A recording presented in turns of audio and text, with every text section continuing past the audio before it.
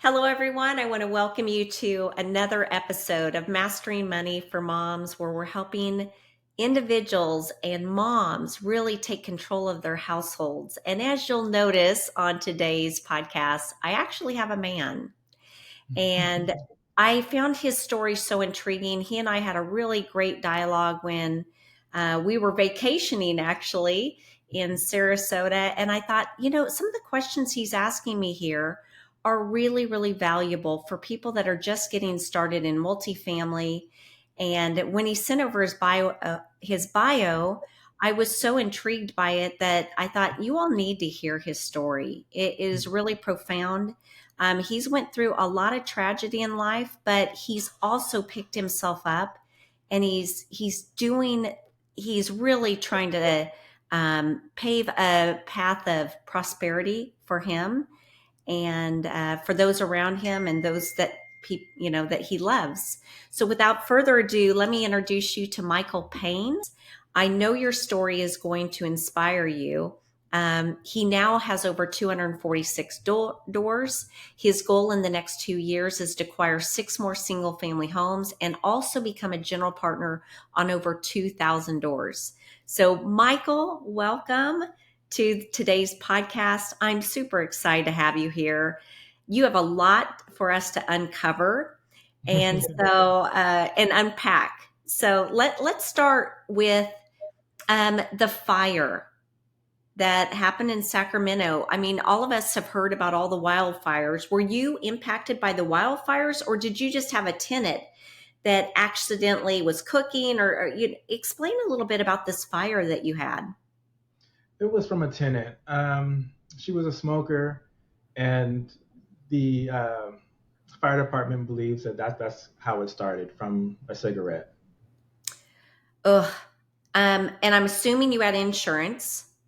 Yes, we did, but So, it was kind of a a lot going on at that time, and I don't know if anybody has gone through like um, this fire experience and having to deal with the insurance and the banks. It was very stressful at that time. And that's kind of what led to my demise, because instead of digging in and making the phone calls that I needed to do, I kind of just tuck-tailed and kind of put my head in the sand because of it just being so overwhelming. well, and at that time, were you also going through a divorce yourself? Yes, I was. So Well, yeah, you had two huge life events happening at the same time. So it's understandable that you could only take on so much and you put your head in the sand, so to speak, right? yes, Yeah. exactly. So if you were to look back, because I know that fires, they're very common in owning properties. I mean, I remember waking up one morning at 5 a.m. in the morning and realizing one of our tenants had caught the apartment building on fire, and my heart sunk because he had he had passed away himself. And at first, I didn't know if we were talking arson. I didn't know if he had a meth lab. A million things are going through your head. And when you get that text first thing in the morning, you're waking up, and all of a sudden, somebody, there's a fire at your apartment building, and somebody's dead. You're just thinking, oh my gosh, well, oh, this is so tragic. How do I deal with this? So, obviously, it sounds like the bank took that property back. Is that correct? That is correct.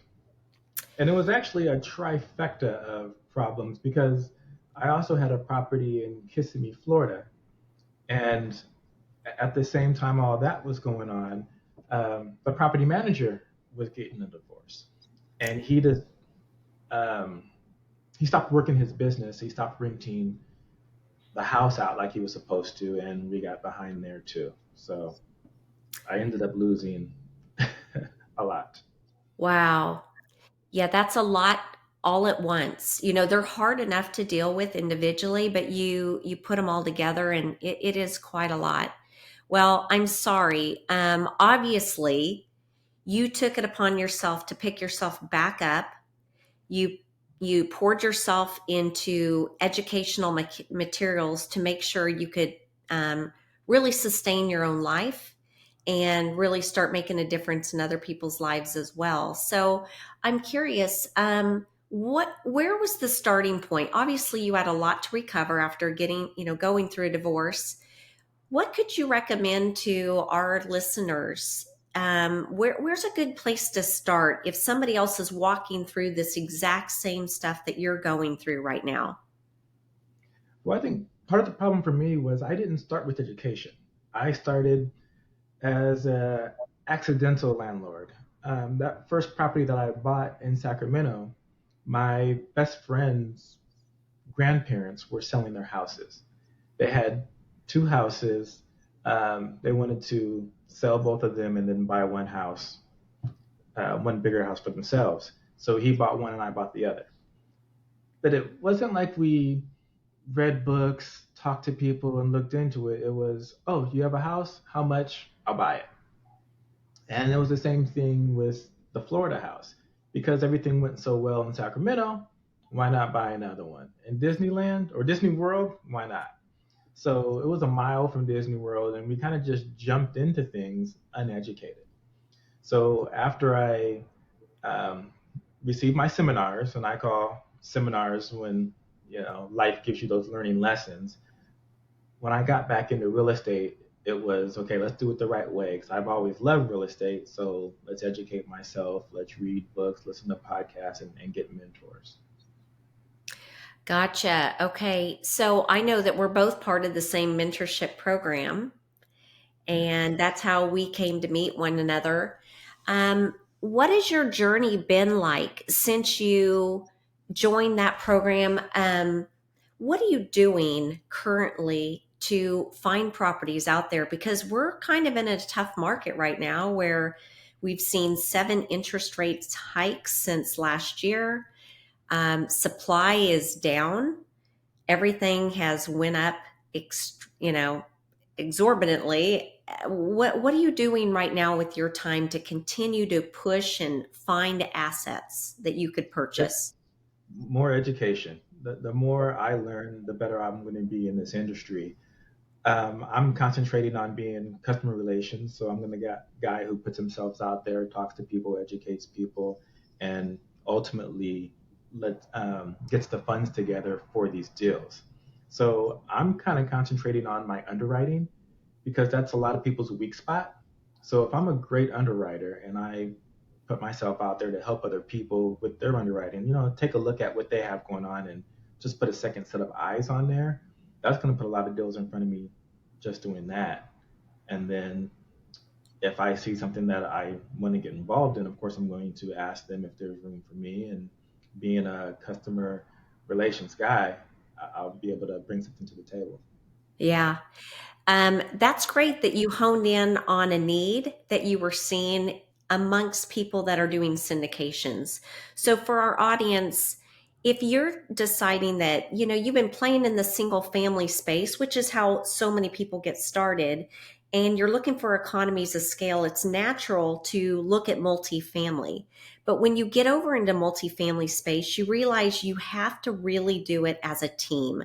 And the reason why is the bank really kind of forces you to do that because a bank is probably not going to lend me money on a 72 unit apartment building out of the gate, regardless that I've done X amount of flips or have a single family portfolio.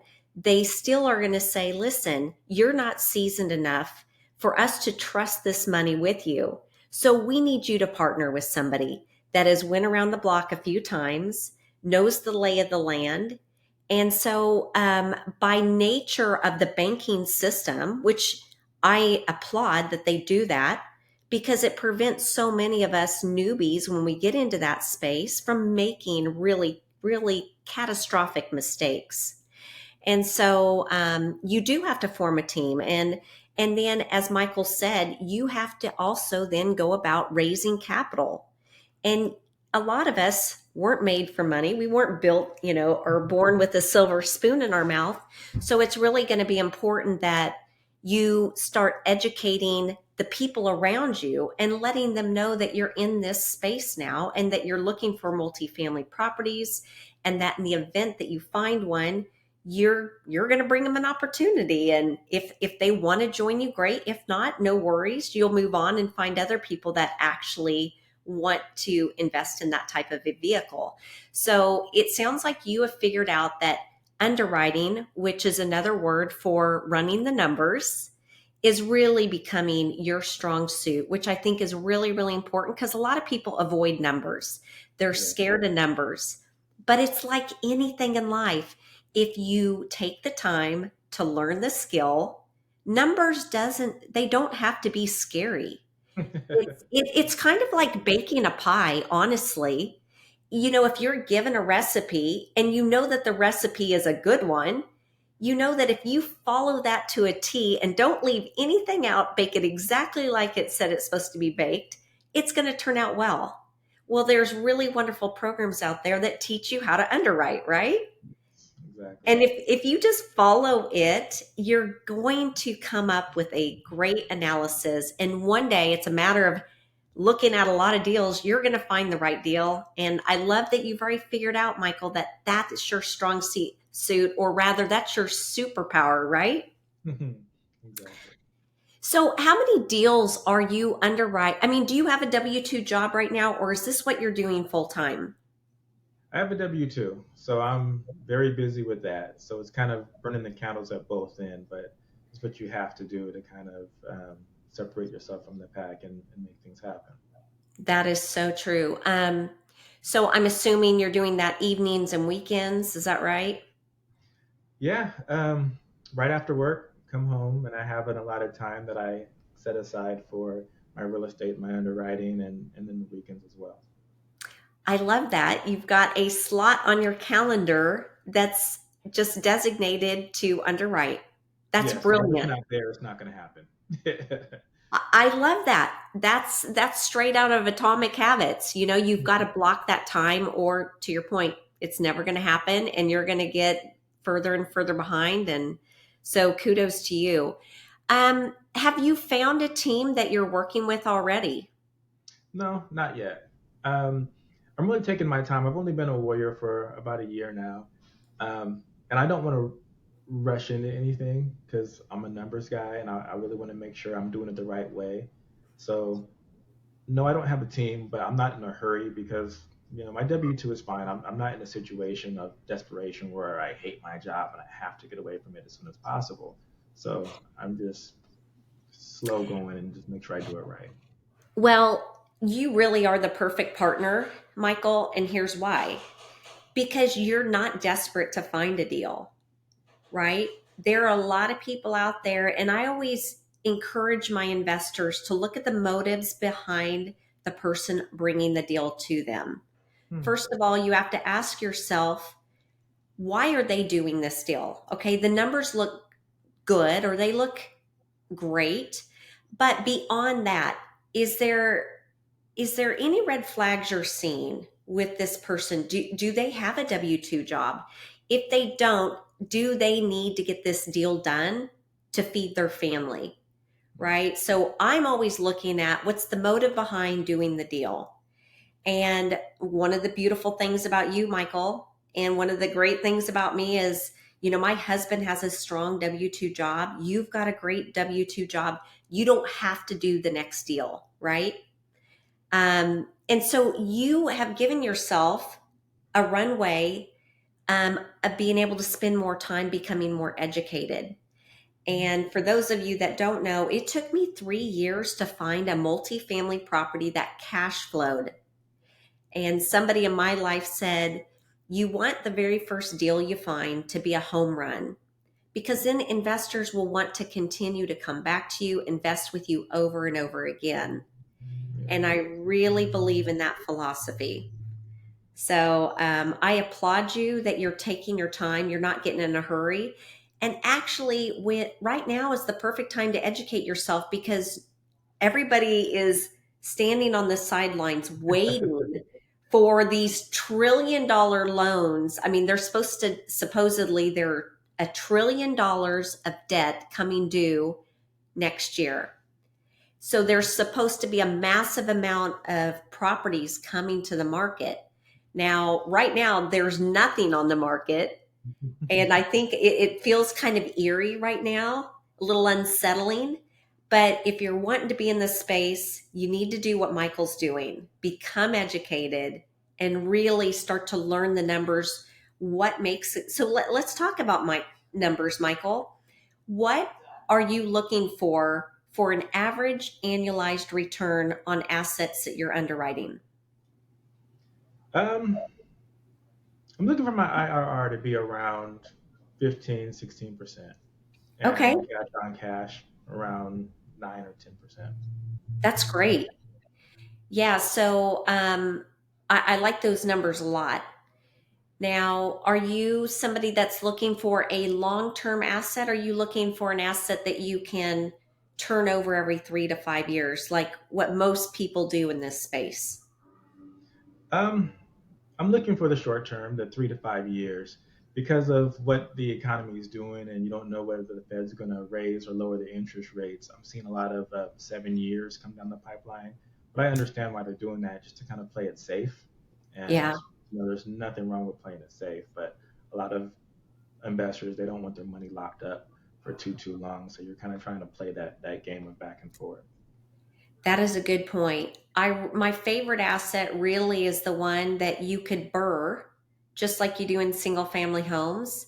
So maybe you've held it 3 to 5 years, and when your loan's coming due, maybe you refinance it and return capital back to your investors, and then you stay in it long term and you continue to cash flow. Yeah, I'm hoping that that will be my very first apartment building that I syndicated. That would be a beautiful thing. that would be awesome. So let's talk and turn the conversation towards your single family properties that Okay. you now have. You have 7 single family homes, is that right? Yes. Okay. So when we're talking about cash flowing assets, was there a number that you came up with that in order to buy these doors, I need to make X amount per month per door or Yeah. X amount per year? I mean, what kind of rules did you put into place in order to Well, purchase those? when I first got into it, I was looking to make $300 a door. And I was looking to replace my income from my W 2. That way, at that point, I was financially independent and I can walk away from it. Um, but when you did the math on it, trying to make $10,000 a month with $300 a door, you need a substantial amount of single family properties to get there. I think my number was like 40. So when you think about having 40 properties in multiple cities, multiple property managers, landscapers, maintenance men, it would have been like herding cats. So that's kind of why I made that switch to syndications, because it just made more sense to have one 200, 300 unit building in one city with one property manager instead of doing the single family route.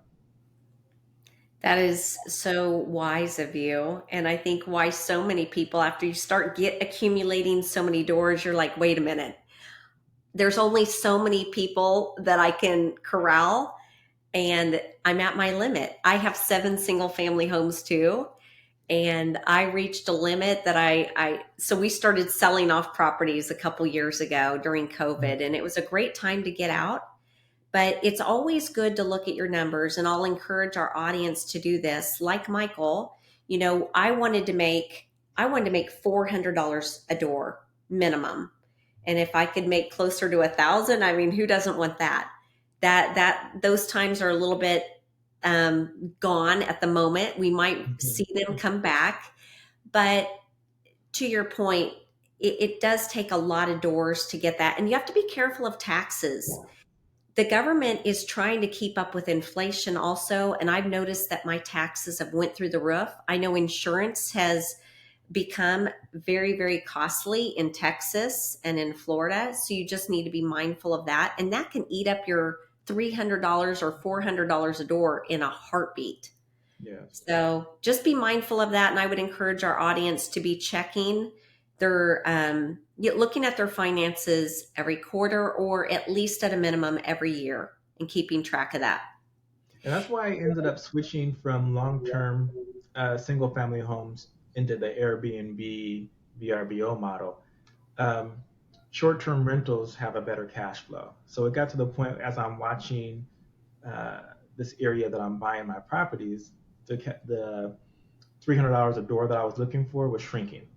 And 3 months later it was 200, and then 6 months after that it was 100. So then it got to the point where it just didn't make sense to stay in the long term with when I wasn't getting the cash flow that I was looking for.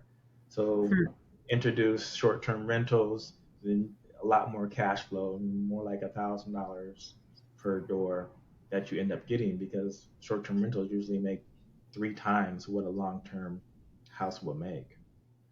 Wow, that's interesting. So I converted two of my properties to short-term rentals for traveling nurses with the hopes of making those kind of returns. But unfortunately for me, I'm now paying utilities. And I Yes. have really, really old homes, and utilities are much, much higher on those old homes because they're just not as efficient.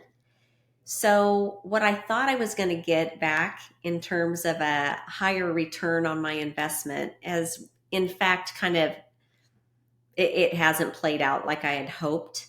So, Hmm. I would just caution our listeners, location probably has a lot to do with it. I think I hear about people making big numbers like you're suggesting, Michael. I haven't had the same experience, but I'm still hopeful. And my short-term lease, though, I can't do anything shorter than 1 month. Are you doing like day-to-day rentals, or what's your definition of short-term rental? Anything less than a month. Oh, I do. I am on Furnish Finders, and I do get the occasional nurse in there that has a 3 month stint, and I do like those because then it cuts the cleaning fee out, and it's kind of lower maintenance for me because I'm managing them myself. So instead of doing the day by day bookings and changing the codes on the locks, a 3 month person that gets in there is a nice break for me. The problem is, I'll get a booking for short term or from Airbnb 3 months in advance, just taking up one weekend, and it messes up that stay for that nurse. So it's hard to do both platforms. I find people have better success if they say, look, I'm midterm only for nurses, or I'm short term only for Airbnbs. But to try to juggle both, it doesn't work as well as you would think it would. oh, that's brilliant advice. Thank you for sharing that. I just remodeled one of my properties and I got a little bit anxious that nobody was reaching out. So somebody said, "Hey, I need your property for 1 month." And it was right in the middle, so I let him have it. And then I missed out on several nurses that have come and needed my property for 6 months. And I was like, Yeah, exactly. So I think to your advice, you got to pick one or the other. Yeah, that's great. Well, one of the things that I wanted you to share with my audience is when you're starting out in syndications, you had called me and asked me what's some things that I need to have and be ready for when I find my first deal. And Hmm. I don't know if you remember that conversation. I do.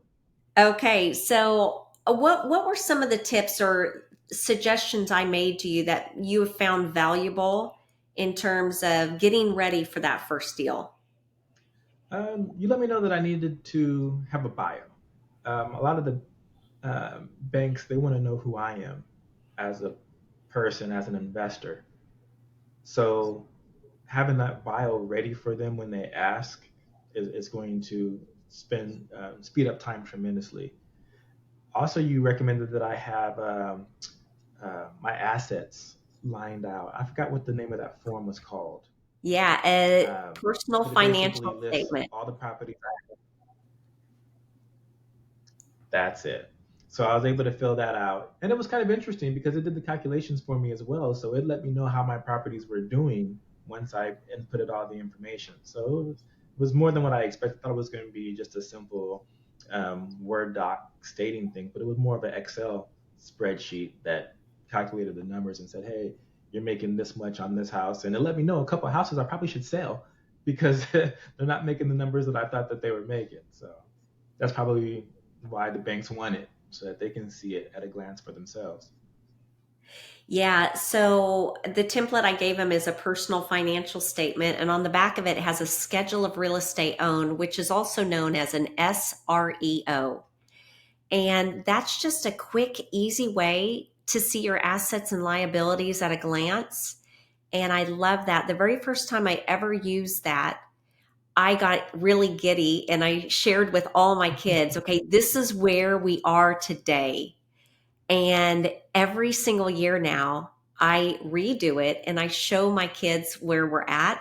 And it's exciting for them to be able to participate in that process and see, oh my gosh, all these things that mom's doing and dad are doing together, it's impacting the bottom line. And the goal is really to provide generational wealth to our kids and really set them up to bless others in the future. And I'm super excited about that. And I'm thrilled that you're using that and you found it valuable and that you're going to be able to do the same in your life and other people's lives. Yes, thank you for that. Yeah.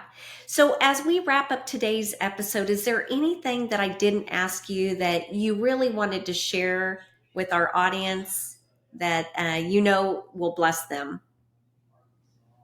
Um, I don't know. I would say just to get started, real estate can be scary for a lot of different reasons, and a lot of people kind of will stay on the sidelines, or they'll get into analysis paralysis, and they won't make that first step. Real estate is a vehicle that has made more millionaires than any other vehicle. I think 90% or 85% of millionaires got there because of real estate. So being in real estate now, I can see it, and that I just encourage more of my friends and my families that aren't in it that this is where they need to be. So just make that leap. What great advice. Don't get stuck in analysis paralysis. Brilliant, brilliant statement. So thank you for that. Michael, I know people are going to want to reach out to you. What is the best way for people to connect with you? I don't have a huge online presence right now. I'm working on that. I prefer not to be in front of the camera, but I'm on Instagram at mks-equity, and I have a website, mks-equity.com. So you can reach That's out awesome. through there. Okay. Well, thank you again so much for being on our podcast this morning. And I just thank you so much. It's so great to see you again. And I look forward to following up with you a year from today and finding out how you're doing. Thank you for having me. I had a great time. All right. Everybody have a wonderful day.